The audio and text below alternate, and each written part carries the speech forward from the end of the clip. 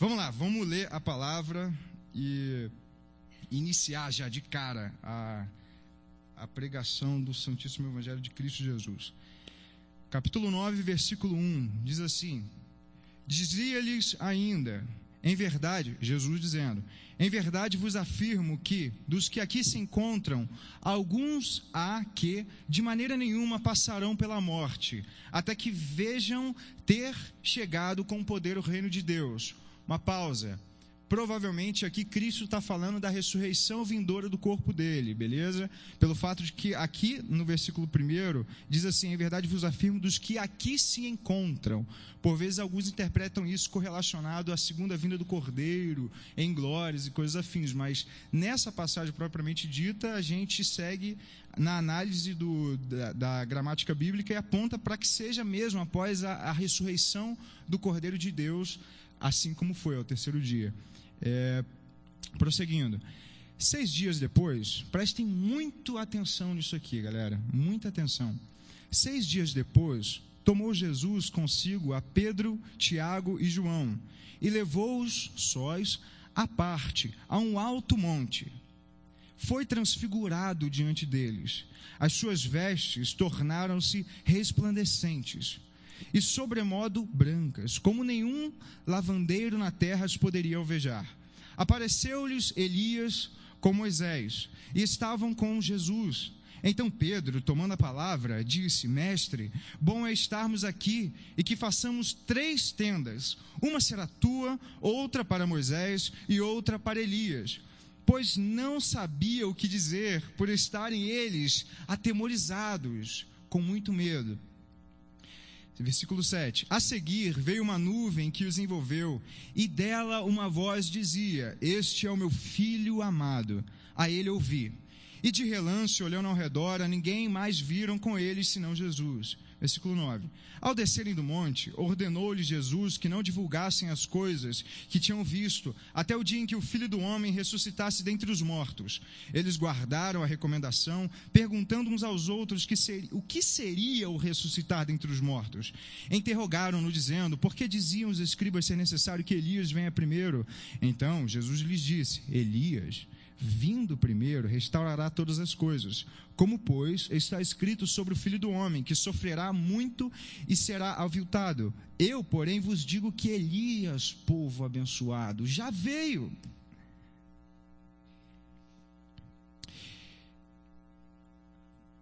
Elias já veio, rapaziada.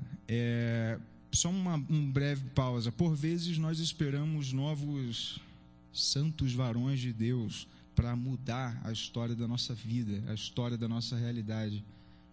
Mas, muito mais que Elias já ter vindo, o próprio Deus veio na terra.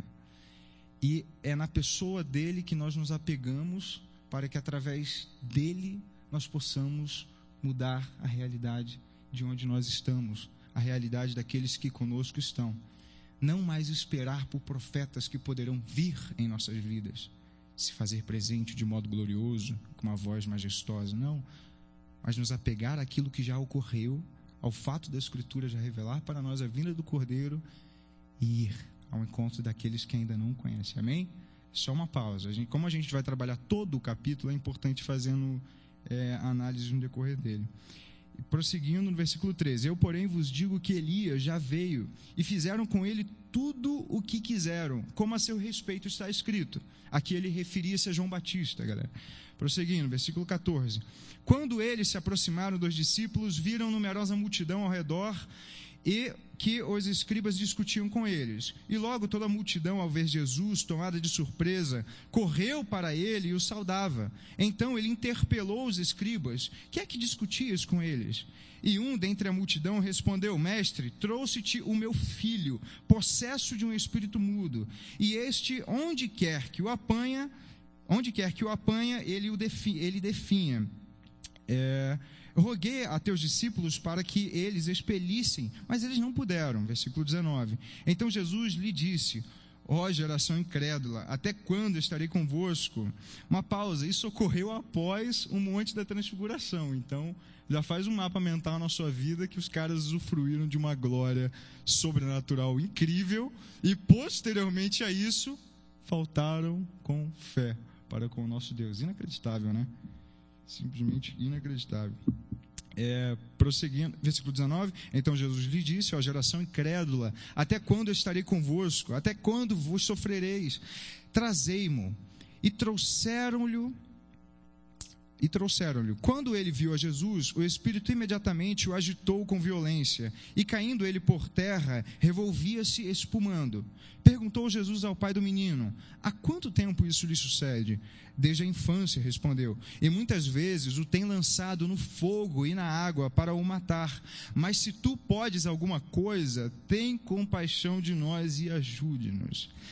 Ao que lhe respondeu Jesus, se podes, tudo é possível ao que crê. Imediatamente o pai do menino exclamou com lágrimas, eu creio, ajude-me na minha falta de fé. Vendo Jesus que a multidão concorria, repreendeu o espírito imundo, dizendo-lhe, ó espírito mudo e surdo, eu te ordeno, sai deste jovem e nunca mais torne a ele. E ele, clamando e agitando-o muito, saiu, deixando-o como se estivesse morto, a ponto de muitos dizerem, morreu. Mas Jesus, tomando pela mão, o ergueu e ele se levantou. Quando entrou em casa, os seus discípulos lhe perguntaram em particular, por que não podemos nós expulsá-lo? Jesus respondeu-lhes, esta casta não pode sair senão por meio de oração, e como alguns manuscritos trazem, e jejum. E tendo partido dali, passavam pela Galiléia, e não queria que ninguém o soubesse, porque ensinava os seus discípulos, e lhes dizia, o Filho do Homem será entregue nas mãos dos homens, e o matarão. Mas 3 dias depois da sua morte, ressuscitará. Eles, contudo, não compreendiam isto e temiam interrogá-lo. Tendo eles partido para Cafarnaum, estando ele em casa, interrogou os discípulos, de que é que discorrias pelo caminho? Novamente, hein? Mas eles guardaram silêncio, porque pelo caminho haviam discutido quem queria ficar com a cadeira no Senado. Estou brincando. Porque haviam discutido entre si sobre quem era o maior. E ele, assentando-se, chamou os 12 e lhes disse, se alguém quer ser o primeiro, será o último e servo de todos. Trazendo uma criança, colocou-a no meio deles e tomando-a nos braços, disse-lhes, qualquer que receber uma criança, tal como esta, em meu nome, a mim me recebe. E qualquer que a mim me receber, não recebe a mim, mas ao que me enviou. Uma pausa. As crianças, assim como as mulheres, no contexto primitivo, não eram valorizados, galera. O ato de Cristo tomar para si uma criancinha perto dele, valorizá-lo de tal forma, foi de romper com o contexto da época dele. Assim como ele ia para com as mulheres, e valorizava ela de tal forma que deixava os irmãos escandalizados, né? Vamos lá, versículo 38. Disse-lhe João, mestre, vimos um homem que em teu nome expelia demônios, o qual não nos segue, ele não é da nossa denominação, e nós lhe proibimos, porque não seguia conosco. Mas Jesus respondeu, fascinante, não lhe proibais, porque ninguém há que faça milagre em meu nome e logo a seguir possa falar mal de mim. Pois quem não é contra nós é por nós. Porquanto aquele que vos der de beber um copo de água em meu nome, porque sois de Cristo, em verdade vos digo que de modo algum perderá o seu galardão. Versículo 42 até o 49 para finalizarmos. E quem fizer tropeçar a um destes pequeninos crentes, aqui pode ser referindo-se às crianças ou referindo-se àqueles neófitos, aos que iniciaram a fé em Cristo Jesus. E quem fizer tropeçar a um destes pequeninos crentes, melhor que fora que se lhe pendurasse ao pescoço uma grande pedra de moinho e fosse lançado no mar. Legal, hein? Ah, mas Deus é amor. Lê isso aqui de novo. Ah, não, mas Deus se manifesta pelo viés do amor. Lê essa parada aqui para você ver a ira de Deus também representada em Cristo, expressando com os seres humanos uma coisa não muito agradável, né? Eu acho que ninguém aqui gostaria de, sabe, né? Vamos lá. Versículo 43. E se tua mão te faz tropeçar, corta, pois é melhor entrares sem ela na vida do que, tendo as 2 mãos, ires para o inferno, para o fogo inextinguível, onde não lhes morre o verme, nem o fogo se apaga. parte também que só é trazida em alguns manuscritos. E se teu pé te faz tropeçar, corta-o. É melhor entrares na vida aleijado do que tendo os 2 pés, seres lançados no inferno, onde não lhes morre o verme, nem o fogo se apaga. E se um dos teus olhos te faz tropeçar, arranca-o. É melhor entrares no reino de Deus com um só dos teus olhos do que, tendo os 2, seres lançado no inferno, onde não lhes morre o verme, nem o fogo se apaga. Porque cada um será salgado com fogo. Bom é o sal, mas se o sal vier a tornar-se insípido, como lhe restaurar o sabor? Tende sal em vós mesmos e paz uns para com os outros. Na parte A do versículo 49, Cristo está falando que o fogo, porque cada um será salgado com fogo. Isso pode trazer à nossa memória o fato de que, como os irmãos cantaram, pode haver qualquer tribulação, qualquer problema, irmãos, mas nós seremos fortificados, seremos moldados, seremos edificados, inclusive nos sofrimentos, inclusive nas dificuldades, inclusive quando as adversidades sobrevirem às nossas vidas, nós seremos, pela graça do nosso Senhor Jesus Cristo, fortificados. Amém? Boa noite, gente. Acabou, estou brincando. Vamos orar depois da leitura da palavra. Normalmente eu oro antes, mas eu vim tão empolgado hoje que eu quis ler primeiro. Vamos orar, suplicar a Deus a ajuda dele nesse momento em que não é mais a palavra dele que está sendo lida, mas é um servo dele, alguém encontrado pela graça da qual não merecia, que há de tentar falar coisas acerca da preciosidade que é a Escritura.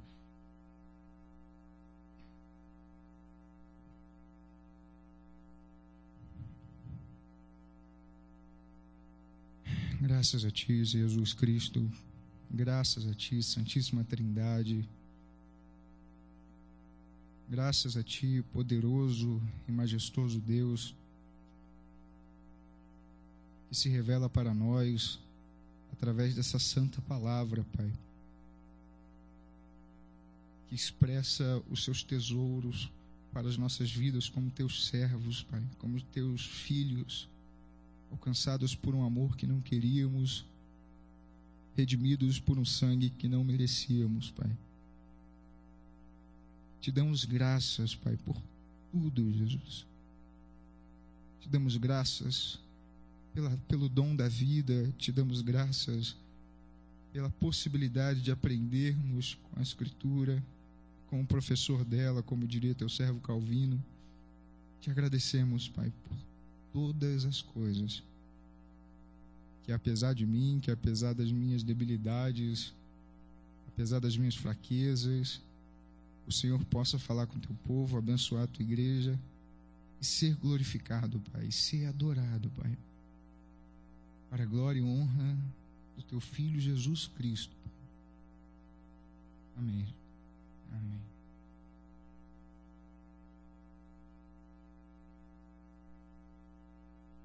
O tema da pregação de hoje é o rosto de Deus em Cristo homem e o pavor humano perante a glória divina.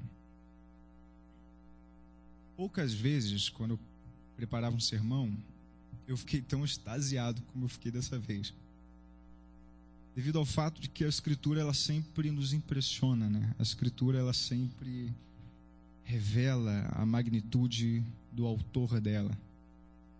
E exatamente nessa vez eu fiquei tão maravilhado que eu tive que alugar os ouvidos da minha pequenina Larissa para falar das maravilhas que aqui eu fui encontrado, né? De todo o capítulo 9 de Marcos, a parte que hoje nós iremos atentar sobremodo é o versículo 2 ao versículo 8, que trata da transfiguração do nosso Mestre Jesus. É interessante pensarmos que o Espírito Santo, quando inspirou os seus servos, os primeiros livros que estão na ordem canônica, seja de Mateus até Lucas, Mateus, Marcos e Lucas, cada um relata o mesmo caso do Monte da Transfiguração, sendo que Mateus salienta o temor e o medo que os discípulos ficaram perante a presença gloriosa da pessoa de Cristo com seu corpo glorificado, dos servos Moisés e Elias ali presentes e da voz de Deus vindo de uma nuvem.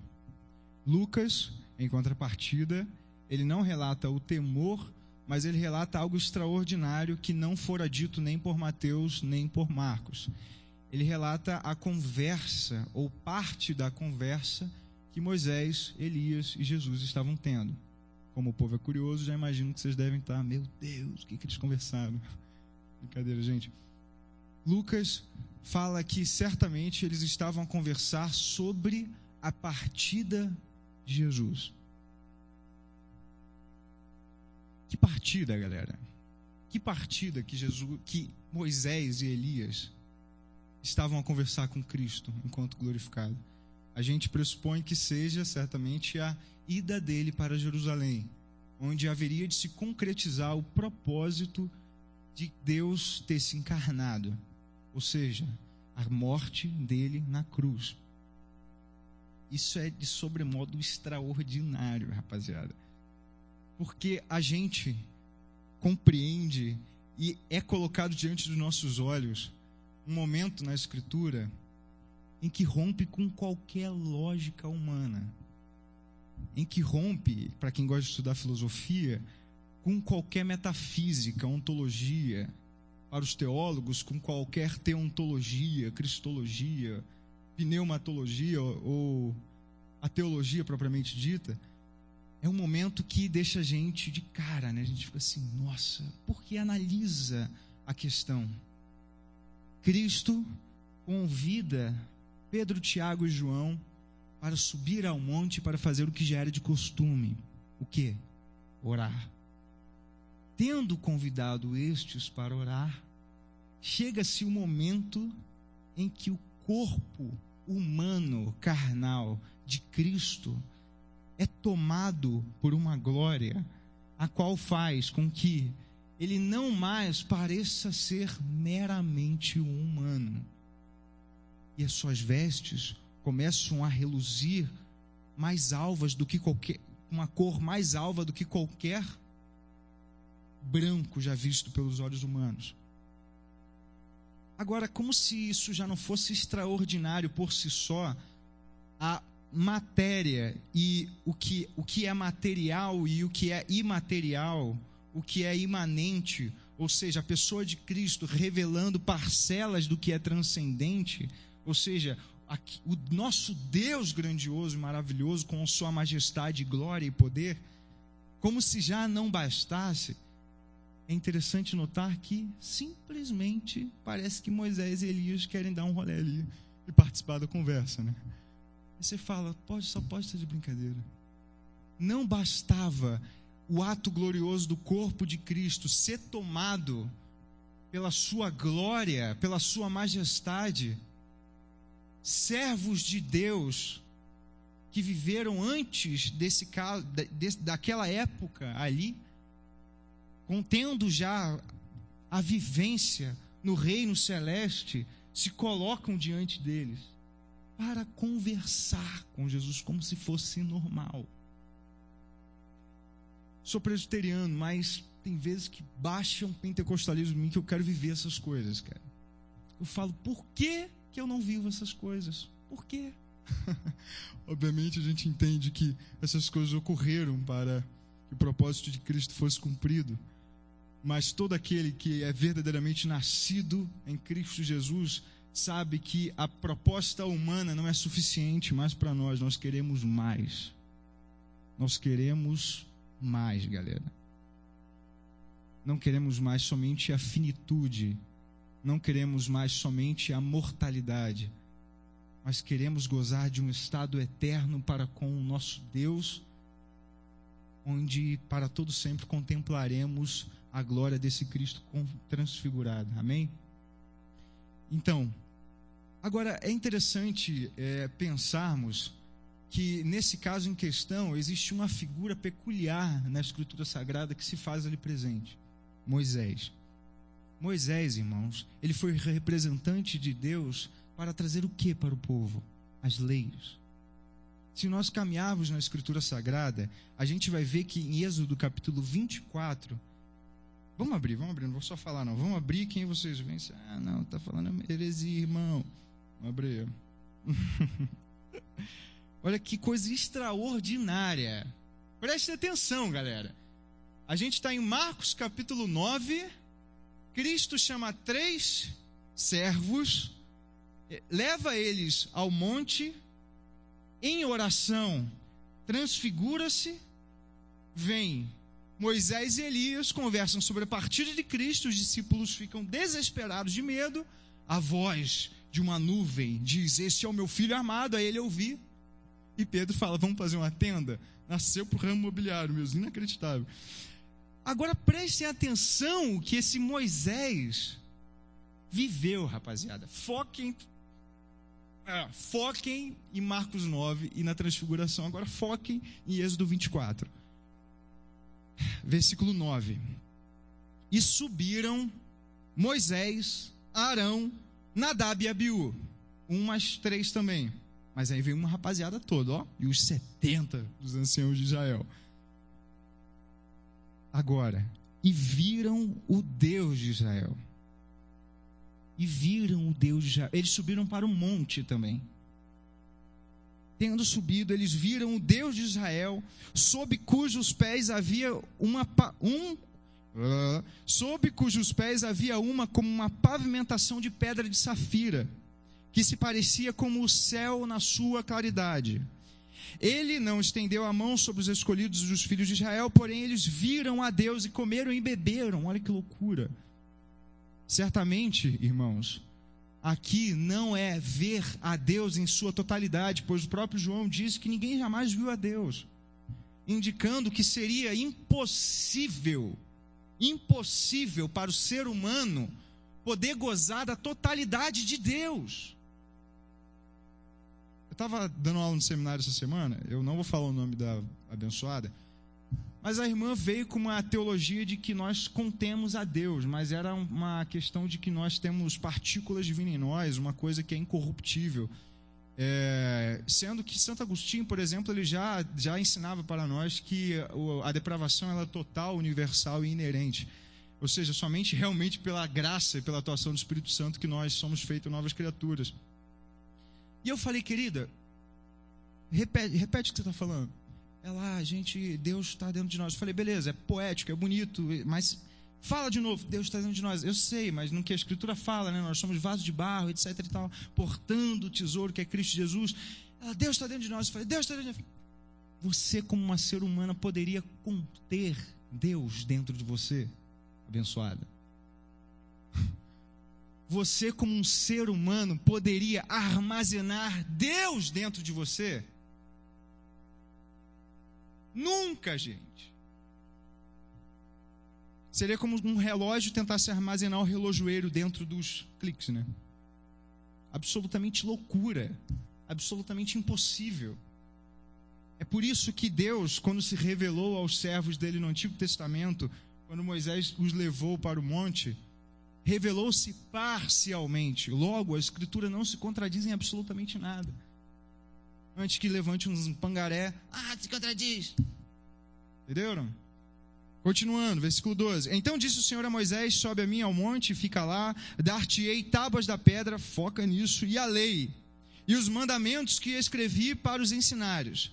E levantou-se Moisés com Josué, seu servidor, e subindo Moisés ao monte de Deus, disse aos anciãos: esperai-nos aqui até que voltemos a vós outros, eis que Arão e Ur ficam convosco. Quem tiver alguma questão, se chegará a eles. Tendo Moisés subido, uma nuvem cobriu, novamente, galera, bendita nuvem. Tendo Moisés subido, uma nuvem cobriu o monte, e a glória do Senhor pousou sobre o monte Sinai. E a nuvem o cobriu por 6 dias. Ao 7º dia, do meio da nuvem, chamou o Senhor a Moisés. O aspecto da glória do Senhor era como um fogo consumidor no cimo do monte, ou no cume do monte, aos olhos dos filhos de Israel.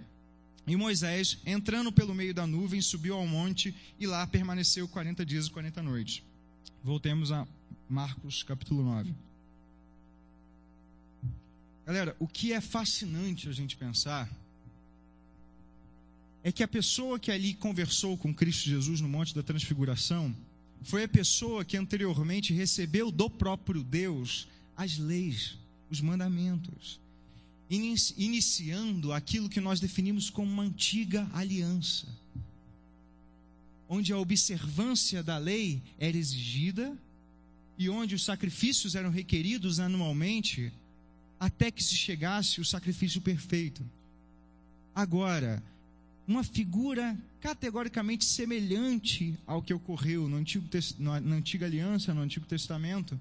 Agora, Cristo eleva os servos Pedro, Tiago e João ao monte, transfigura-se e recebe Moisés, recebe Elias representando os profetas. E o mais extraordinário é que agora, se antes Moisés recebia da lei, dos mandamentos da parte de Deus em um ato glorioso onde Deus se revelava, agora aqueles que estavam com Cristo no monte, quando Cristo se transfigurou, eram aqueles que iriam apregoar uma nova aliança. Aliança esta, a aliança da graça do Cordeiro de Deus, a aliança da suficiência do sangue de Cristo. Quando eu parei para pensar nessas coisas, eu falei, sinceramente, primeiro é aquela sensação que você quer se teletransportar, né, para Deus. Eu falei, Deus, como que você é perfeito em tudo, né? Como que você age em absoluta concordância na antiga aliança, como sendo também uma figura daquilo que haveria de vir, e concretizando agora uma nova aliança, o Senhor faz de modo ímpar aquilo semelhante ao que o Senhor fez há milênios atrás. E da mesma forma uma voz fala com os servos dele. Agora, de muito mais valor, Deus fala, não mais ouvir a um profeta como Elias, um santo varão de Deus que não passou pela morte, mas foi elevado aos céus em uma carruagem de fogo e um redemoinho. Agora, ele fala não mais também a observância dos mandamentos e da lei, mas ele vira e fala a ele, o meu filho amado, ouvi. A Cristo Jesus, ouçam, prestem atenção no que ele diz. E glórias a Deus, irmãos. Se realmente seria impossível que os seres humanos contemplassem a glória de Deus em sua totalidade, a proposta do início do tema, sendo o rosto de Deus em Cristo o homem, aponta para o fato de que o cuidado de Deus conosco e o amor dele para conosco foi tão grande que ele revelou-se na pessoa do Filho. Aprove a ele também falar de uma nuvem, orientando-nos a ouvir a pessoa do Filho, de modo a que agora, de modo parcial, nós contemplássemos o sobrenatural, mas no Cristo, o homem, nós gozássemos da totalidade divina encarnada, de modo a não mais termos sede, de modo não mais termos fome, de modo não mais termos abstinências divinas, né, e celestiais. Agora, irmãos, continuando, uma coisa interessante nós notarmos é que os discípulos, Pedro, Tiago e João, após terem ouvido a gloriosa voz do nosso Senhor, caíram aterrorizados, caíram de tal modo com medo, que certamente se não fosse o acalento da voz do amor de Cristo, do amor divino na voz de Cristo, eu não sei o que seria daqueles homens. Pensemos por um instante, se Deus abrisse os céus e com a sua santíssima voz falasse a todo o planeta, certamente a terra não se conteria, certamente os montes se abalariam, certamente nós estaríamos em prantos, pelo fato de que agora capacitados pelo Espírito de Deus, nós não mais teríamos medo, mas agora feito novas criaturas, nós não mais cairíamos amedrontados, mas nós falaríamos, papai querido, vem Senhor Jesus, ora vem, Senhor Jesus. De certo modo, porque é óbvio que existem proporções do revelar divino que esmaga a nossa humanidade. Esmaga a nossa humanidade ainda limitada. O segundo ponto do tema em questão, o primeiro era o rosto de Deus em Cristo homem, que é essa coisa extraordinária de que no Antigo Testamento ele se revelou de tal modo e assemelhou essa revelação no Novo Testamento, agora na pessoa de Cristo, não mais com Moisés, mas na pessoa de Cristo no monte, revelando o rosto divino na pessoa de Cristo Jesus. Mas o segundo ponto fala de um pavor humano, oriundo de um contemplar da glória divina. Mas esse pavor aqui propriamente eu me refiro, irmãos, ao pavor daqueles que ainda não conhecem a Deus, ao pavor daqueles que ainda não foram alcançados pelo sangue do Cordeiro, ao pavor daqueles que ainda gozam de um estado de depravação total, universal, inerente, como diria Santo Agostinho. João Calvino, nosso amado irmão, ele falava que o homem, tendo sido depravado pelo pecado, ele dá respostas para uma possibilidade de divindade, por não mais querer que seja plausível a existência de uma divindade. E é óbvio, pensem em Adão, irmãos, no jardim do Éden, após a queda, o que ele fez quando ele pecou? Escondeu-se. E Cristo, e Deus, obviamente, sabendo onde ele estava, ele faz uma pergunta a fim de nos ensinar, né? Onde você está, Adão? Por vezes nós nos escondemos de Deus como resposta ao pavor da glória da divindade do nosso Mestre. Por vezes nós tentamos fugir da glória do Santo Espírito, principalmente porque a nossa carne não é capaz de suportar tamanha santidade. Tamanha santidade. Nossa carne ainda milita contra o Espírito. Mas falando daqueles que ainda não conheceram a Deus, é plausível pensar que a glória santa, poderosa e majestosa de Deus, quando chega perto de um humano morto em delitos e pecados, há de aterrorizá-lo, gente. Santo Agostinho dizia: feriu-me, então te amei. Há de machucar aquele que está morto em delito e pecado. Há de ferir, há de atemorizar, há de assustar, irmãos, há de trazer medo, devido ao fato de que Deus é santo e não se contamina com pecado. E a glória divina e a glória da santidade do nosso Deus, quando chega em um ambiente espúrio, quando chegam em um ambiente pecaminoso, há de trazer para esses seres depravados absoluto terror. É por isso que quando Jonathan Edwards pregava pecadores nas mãos de um Deus irado, os irmãos compreenderam e seguraram nas pilastras, como se eles estivessem ouvindo os gritos do inferno e os portões do inferno, e vendo os portões do inferno. Tamanha dicotomia que existe entre a santidade e aquilo que é espúrio, aquilo que é pecado. Não se relaciona e nunca se relacionará santidade com pecado, mentira com verdade, honestidade com corrupção. Eu ia fazer uma brincadeira, mas não vou não, senão vão bater.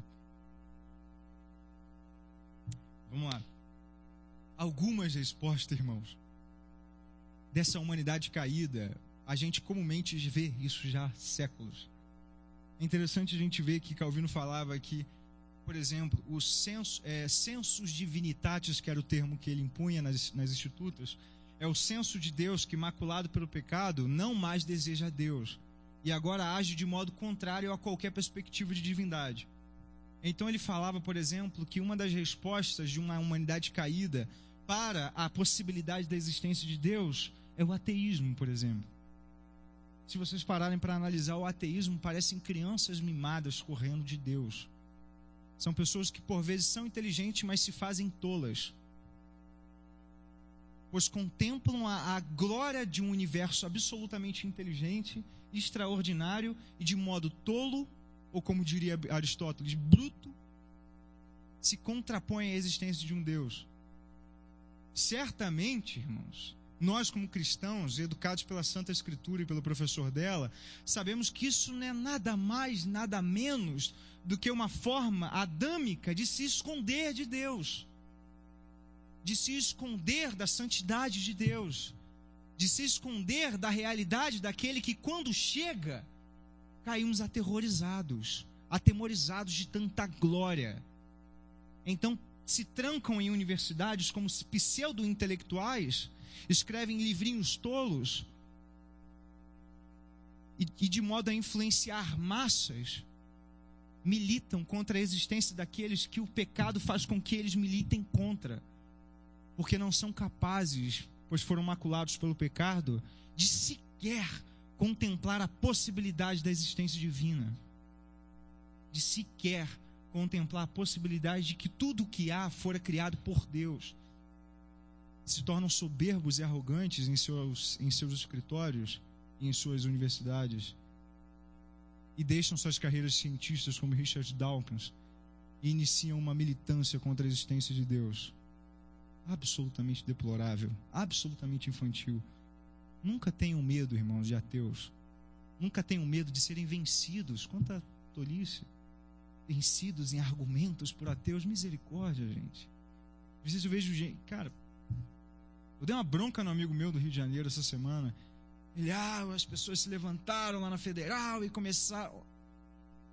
Olha só o que ele me falou. As pessoas se levantaram na Federal e começaram a militar contra a existência de Deus, e eu, como um sinal de protesto, quase levantei e fui embora.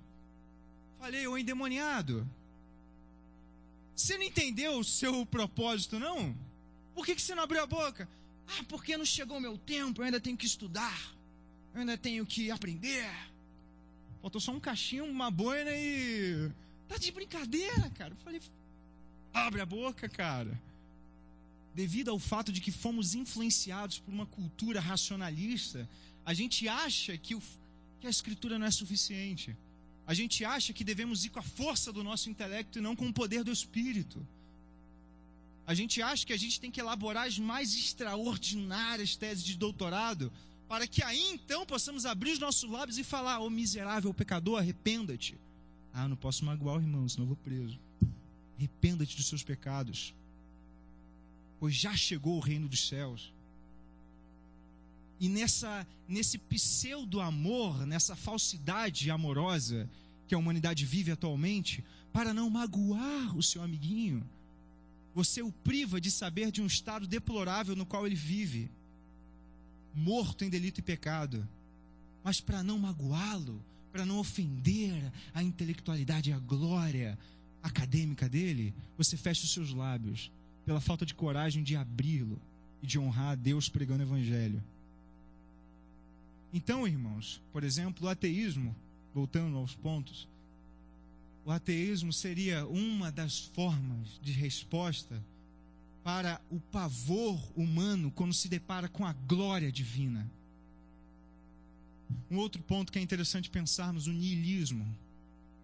Nihil vem por exemplo, tem uma teoria antiguíssima, ex nihil, nihil fit, nada vem do nada. Tem o nihil, ele aponta para o nada. O niilismo, ele aponta para o absolutamente nada, para nenhuma existência, nenhum propósito, nenhum porquê. Resumindo, nada, né? Não precisa nem falar, porque não tem nada, né? E é impressionante como que irmãos se detêm numa realidade existencial inútil e sem porquê e sem propósito. Alguns irmãos cristãos que se afirmam cristãos são influenciados pelo niilismo, de tal forma que eles se encontram sem propósito, mas são cristãos. Você fala, meu filho, você serve a quem? E fica no quarto, Senhor, eu não tenho propósito. Cara, se você se converteu, meu irmão, minha irmã, tudo que os filósofos falavam sobre a vocação que é transcendental, e no momento súbito a vocação se faz presente, lhe dando o propósito, ou seja, é impossível encontrar a vocação, ela se faz encontrada, blá, blá, blá. Se você não tem propósito, irmão, pergunta ao Senhor, Senhor, eu realmente te conheço? Eu realmente te conheço? Porque aquele que é cristão, qualquer perspectiva nihilista é ausente da vida dele. e agora a falta de propósito, agora o motivo de tudo vir é oriundo de um nada, se torna tão banal, tão infantil novamente, que é impossível que você não levante todos os dias com absoluta convicção do porquê da sua existência, a saber, glorificar o nosso Deus em tudo aquilo que você há de fazer, pois não há maior prazer do que a glorificação do nosso Deus. Não há maior prazer do que a glorificação do nosso Senhor, o real propósito da nossa vida. E o ponto mais fascinante, que vai de acordo com o que o nosso querido Martinho Lutero falava, que o coração do homem é uma fábrica de ídolos. Era Lutero ou Calvino que falava isso, irmãos teólogos? Calvino, valeu, falei que ele me corrigiu das heresias. Calvino falava que o coração do homem é uma fábrica de ídolos. Se o pavor humano para com a glória divina conduz seres humanos depravados e caídos a um ateísmo militante, se o pavor humano à glória divina conduz seres humanos depravados e caídos ao niilismo, uma falta de porquê, nada mais, nada. A melhor coisa para definir niilismo é nada. Agora, também, o pavor humano para com a glória divina em seres humanos caídos em delitos e pecados faz com que estes sejam, como nosso irmão falava, uma fábrica de ídolos. Aí é extraordinário. Não o fato deles fazerem ídolos para si, mas é extraordinário a gente pensar como que nós, seres humanos, não fomos criados para nós mesmos.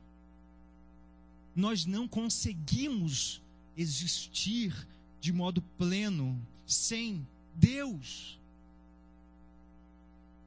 Não há razão, irmãos. Não há razão sem Deus. Não há razão de ser sem Deus.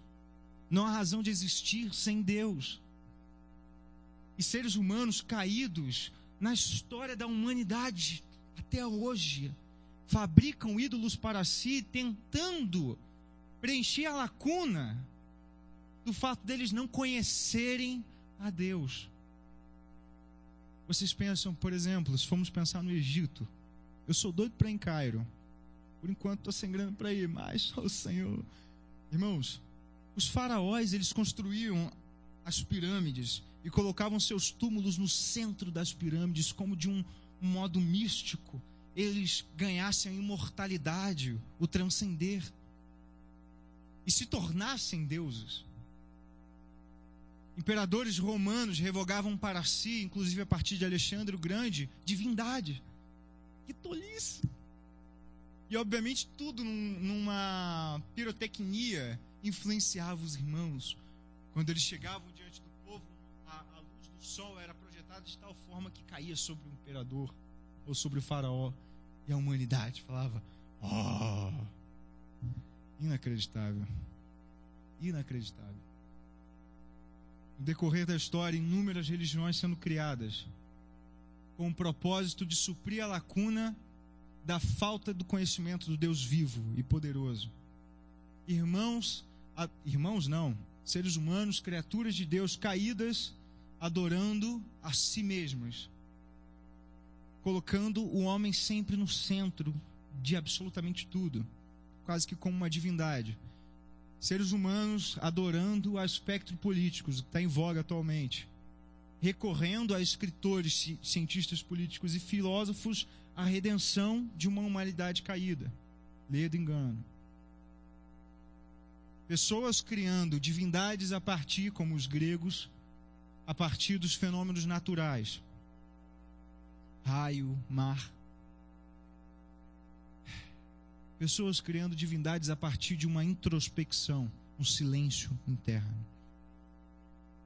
Pessoas criando divindades a partir da corrupção da escritura. Islã, Maomé. O que nós haveremos de, eu sempre falo isso com vocês, abrir os olhos. Se não abrirmos os olhos agora, teremos muito problema adiante. Um pseudo discurso de amor, nunca entramos na mesquita islâmica de Minas Gerais para pregar o evangelho para o sheik. com pseudos discursos de aceitação, paz. Nunca entramos em uma reunião islâmica para anunciar: irmãos, vocês estão pecando, pois não conhecem um Deus vivo.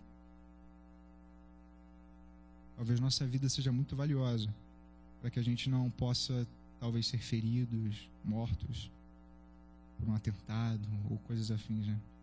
Ou talvez os nossos discursos acadêmicos de liberdade e igualdade são tão tolos e mesquinhos que fecham os nossos lábios, ao invés de abri-los para anunciar uma série de atitudes oriundas do pavor da glória divina, fazendo com que seres humanos criem para si deuses, por não conhecerem o verdadeiro e genuíno Deus. Não é maneiro, não é legal, mas é o nosso dever. Não é divertido. Tem uns que se utilizam até de métodos mentirosos para influenciar a conversões, como fingir pessoas que aceitaram a Cristo para que outras pessoas levadas pela emoção aceitem também. Se o Espírito Santo precisasse da ajuda do ser humano, meu irmão, pode ter certeza que esse seu Espírito Santo é um Deus falso que você está adorando, e não o verdadeiro Deus. Um dos teólogos brasileiros que eu mais gosto, que é o Frank Ferreira, ele fala assim: o Cristo que você adora não é o Cristo da Escritura, você é o idólatra, é um pagão, porque você não está adorando ao genuíno e verdadeiro Deus da Escritura Sagrada, que nos humilha em nossos delitos e pecados, mas também estende a sua mão e nos resgata de nossas misérias. Diante desses pontos, que são um dos principais, obviamente existiria uma série de respostas que a humanidade caída dá para uma possibilidade de inexistência divina. Atualmente nós vemos muito mais, de modo muito mais enfático, o consumismo, por exemplo, virou um Deus, literalmente. Eu sei que muitos irmãos aqui cultivam um certo de receio para com a pessoa do Caio Fábio, mas ele já abençoou muito esse Brasil. Se hoje ele pirou ou não, ele já abençoou muito o Brasil, acreditem, irmãos. Lá no Rio de Janeiro, então, dava aula na presbiteriana Betaninha, que é filho da Betânia de São Francisco, da qual ele pastoreava junto do reverendo Antônio Elias. Ele falava que hoje em dia o consumismo se tornou um Deus tão notório que os seres humanos vão para os shoppings e cultuam as vitrines. E é verdade, fica maravilhado, e toma aquilo para si como se fosse redentor, e toma a aquisição de bens e coisas afins como se fosse trazer e suprir a ausência de Deus, e se enveredam em problemas, em créditos, e se enforcam economicamente, e nunca nada dessas coisas supre. Toda essa exposição de alguns pontos que o pavor humano da glória divina faz com que os seres humanos venham agir, é somente focado no fato de que Pedro, Tiago e João caíram aterrorizados diante da voz de Deus. Agora imagina se Deus não fosse misericordioso e obviamente consciente de que seria impossível para nós seres humanos o contemplarmos em sua totalidade. A humanidade inteira estaria prostrada perante uma glória que para nós seres humanos não é concebível. Não é concebível.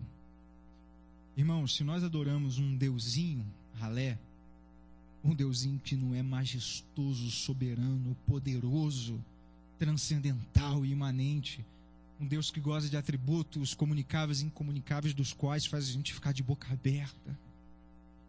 Se você não adora um Deus que quando ele se revela você cai no chão como morto, prostrado, mas agora santificado pelo Espírito Santo, eu quero mais. Busca por mais dele, irmãos. É importante que seja perguntado novamente: quem é o meu Deus? Quem é o seu Deus? Quem é o Deus de vocês, mocidade da 8ª Igreja Presbiteriana? É a Santíssima Trindade? É o Deus poderoso, onipotente, onisciente, onipresente? Ou é um Deus dos teólogos, dos teístas abertos, que afirmam que Deus se abdicou dessas características agora citadas? Quem é o Deus de vocês?